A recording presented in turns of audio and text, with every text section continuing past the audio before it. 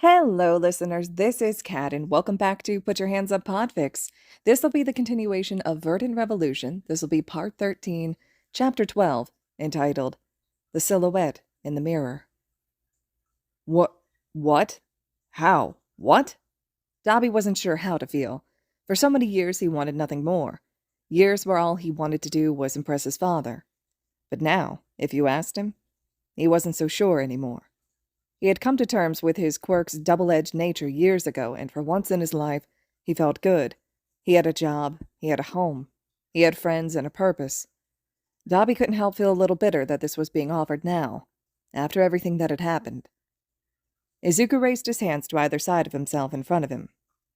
Before you ask, no, this is not a requirement, nor am I stating that you are somehow unable to do the job sufficiently now. I do not view your quirk as broken. Even if the wording I used would imply as much, I have no doubt that you can do the job without any problems. I am making this offer because I know how it feels to be looked at like you do, which is, might I note, an incredibly stupid way for people to behave considering the society we live in. Izuku put his hands down on the desk and shook his head, a knowing and sad expression gracing his features. May had, Dobby was happy to say, no pity on her face. Instead, he found fury in her eyes, even if she had trained her face to be rather impassive. They may have fought like cats and dogs, but she would go to bat for him in a heartbeat. If you were to say yes, there are multiple ways I could do it. Dobby returned his eyes to Izuku and found him holding up several fingers.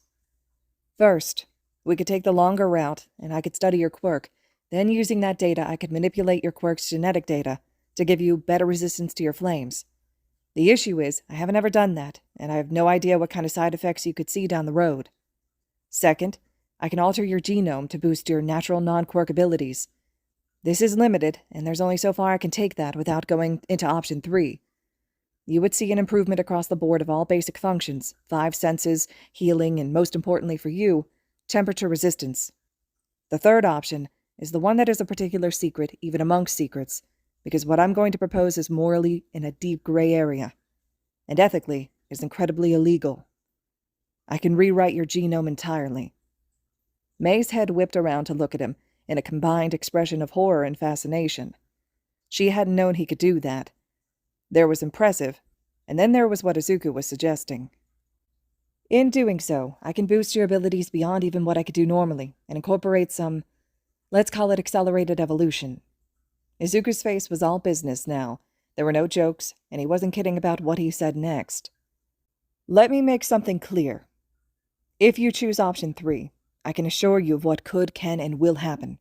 I can tell you why it is happening, and even approve upon it once you've gotten used to it. Izuku was no longer the one sitting there with them. Instead, there was a haggard old man who looked through them while speaking. But with all things, there is a price to pay for such a path, and it is a steep one.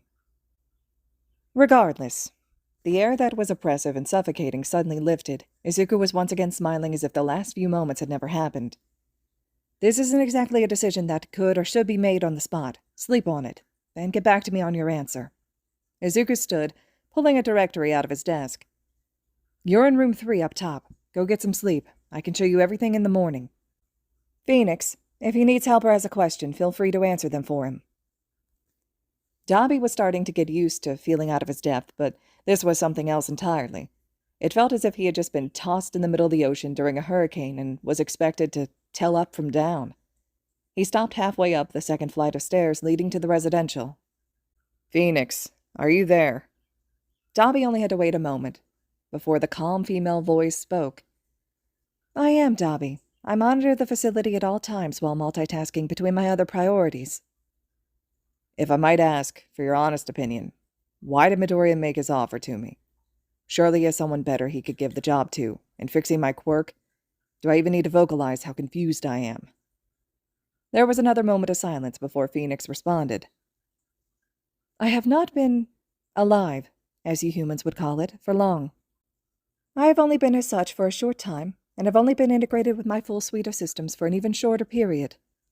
Dobby sighed. That was fair. He couldn't exactly ask a kid these kinds of questions, could he? However, I have observed a trend that I believe would be helpful to you in this situation. The individual you know as Midoriya Izuku does everything he can to help people, sometimes even to his own detriment. You're one of the very few A-rank operators that he has in his network, and to my knowledge, the only operator that he has allowed on S-rank commissions with him. I have no doubt that he believes wholly that you can do your job, regardless of your decision. If you are wondering why he has extended the offer to you, there are many things that you can say about him, but Father takes care of his own. May watched Dabi walk out of the room before turning to Izuku. Since when could you rewrite the human genome? Don't give me any kind of excuse about having just completed your doctorates either, because if you'd presented a dissertation on what you just described to Dabi, the entire world would have heard about it. Izuku looked up at May and maintained eye contact. Despite the bewildered and slightly irked state she was in now, he sighed. He had been doing that a lot lately, now that he thought about it. Honestly, May, a long time ago, and no, I don't particularly want to talk about it. Izuku could see May about to launch into one of her speeches and threw his hands into the air. I'll tell you eventually, but please, May, not tonight. May's teeth clicked together and her jaw clenched. It frustrated her that there was something wrong that she couldn't fix. She couldn't help him if he didn't tell her any damn thing about it. It was her turn to sigh now. As much as she wanted to push, that wouldn't get her anywhere. Once Izuku set his mind to something, he didn't change it easily. Fine, but I'm going to hold you to that. Shall we go look at the rest of the facilities now? Izuku's smile at that didn't quite reach his eyes, which were still far too weary for her liking. But it was a start. Izuku stepped over to one of his bookcases and pressed his hand to the back of one of the bottom shelves. There was a loud click, and the bookcases swung away from the wall, revealing another security door behind it. Indeed, we shall. It was another 3 days before Dabi had made his decision. He took a deep breath before entering the workshop where his boss was. Hatsume was working on what was inevitably, he was certain, going to blow up at least twice before she got it working. Right now it looked like a small motherboard, but when it came to the gearhead, he wasn't going to trust it. He found the person he was searching for, looking down at a series of small hexagonal plates. The plates looked like a web of electronics, and if one thing was certain, he had absolutely no idea what it was. What exactly are those? Dabi spoke up once Midoriya had set down his tools. Oh, these are basically just ultra-capacitors. Ideally, I'll make these again once we develop a few of our material designs over the coming week. These are just for a proof of concept.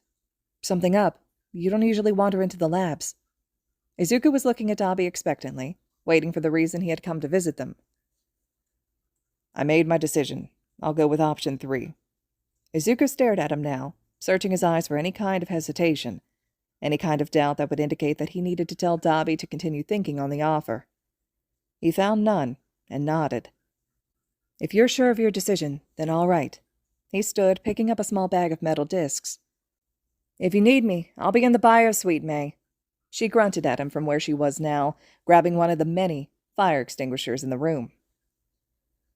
All right, this is how it's going to work. On your side, you're going to take this. Izuku held up a small white tablet. And you're going to wake up in about a week. When you do, we'll have to take things slow because you're not going to be used to the sheer amount of sensory data that you'll be exposed to following the changes. Dabi choked when he heard he was going to be out of it for a week. A week? How am I supposed to do my job if I'm out cold? Izuku quirked an eyebrow before snorting. You say as if your boss isn't the one that's going to be performing the operation. Izuku shook his head, then waved a hand at Dabi. I think we'll manage quite well while you're recovering. If there's some emergency, I'll handle it, and don't forget, I have a very grateful detective in my contact list. Izuku handed Dabi the pill and a glass of water before turning to prep several syringes. Phoenix, prep the surgical bay. You have control of the arms. Roger that. The operating theater will be ready for surgery in T-2 minutes. Izuku nodded his head. He suspected that it wouldn't even take that long for the sedative to kick into Dabi's system. When is this going to kick? Izuku glanced over, just in time to see Dabi face-plant into the table. Phoenix snorted and he smiled. He loved being right. Izuku was placing Dabi into the tank that would be his home for the next week when May came in and caught sight of Dabi. She turned pale and immediately returned and started throwing up into the trash can. Izuku could sympathize. He wasn't good with burnt flesh himself, and after he'd removed all the third-degree burn tissue, there had been less skin than exposed muscle. Besides that, he was an absolute goddamn mess. His bottom lip at some point had been cut apart, as was apparent with the staples. But so had his masseter, depressor, and buccinator muscles as well. Without the staples, the muscles around his mouth were just hanging from his face. Whoever had done his skin grafts was a goddamn amateur, and were his nerve endings not all dead, he would have been in excruciating pain. As it was, Izuku wasn't quite sure how Dabi was getting along as well as he did. That didn't even include the other million issues he must have been having. Izuku hooked the oxygen tube to the tracheostomy tube in Dabi's neck and sealed the tank. After a moment, the tank filled with a translucent green slime, suspending him in the middle of it. Izuku shook his head. He had a pretty good idea of who had done that to him, and the thought didn't please him. Just another reason for Endeavor to be on his shit list. Please, please, tell me that you didn't have Phoenix call me over here to see that mess. What the fuck happened to him? What the hell did you do to him? May was still pale, but as her stomach had run out of contents, she was back on her feet. I didn't do that to him. I simply removed his burnt skin and staples so he could heal, and no, obviously not. Izuku walked over to a biological hazard bin and started stripping his surgical gear off while speaking. I'm sorry about that, May. I didn't expect you to be over here so soon. You were rather invested in your project when we left. May narrowed her eyes, concerned, with the gaunt, haunted expression in his eyes. Izuku, what time do you think it is right now? Izuku looked up, curious as to May's question, and responded about 11-ish by his estimation. She shook her head. Izuku, you've been in there with him for almost 6 hours, not 2. He jerked. Well, fuck. He was more screwed up than I thought. Or maybe I've gotten slower. He gave a dark chuckle at that, and May eased down into a chair. Regardless, I called you here for these. He pulled 2 syringes from one of the cabinets and brought them over to May. One was a pressure syringe, and one was a normal syringe filled with something or another. Izuku gestured for her to give him her arm. She narrowed her eyes but did. If there was one thing she was certain of, it's that he wouldn't hurt her. Once he had completed the first injection, he placed the pressure syringe just below and behind her ear. With a hiss, the syringe deposited its payload and left May thinking about how much she hated pressure syringes. Mind telling me what those were now? Izuku nodded. The first was a vaccine cocktail, if you will. That should cover almost every chemical and biological agent I know of that could be used in an attack. May was giving him a weird look again, but he wasn't about to let his partner go unprotected, so it was what it was. The second is actually the tiny device you've been helping me with the last couple of days.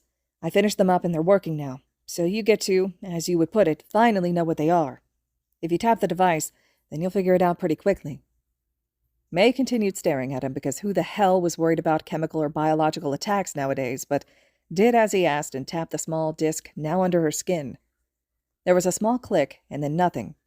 Wait, no, not nothing.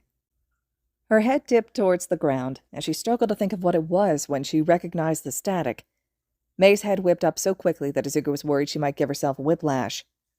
You crazy son of a bitch, you created a subdermal communicator? What's the range? How did you condense the electronics that small? How?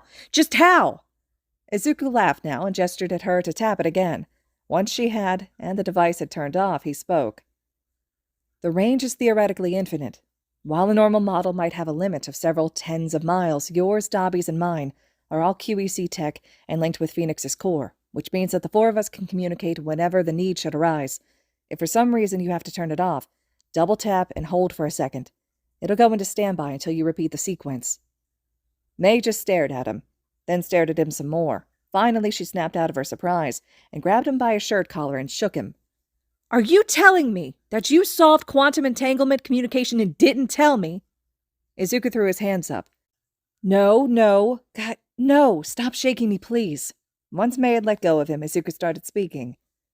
I knew how to make these is all, but that's literally all I knew how to do with the theory.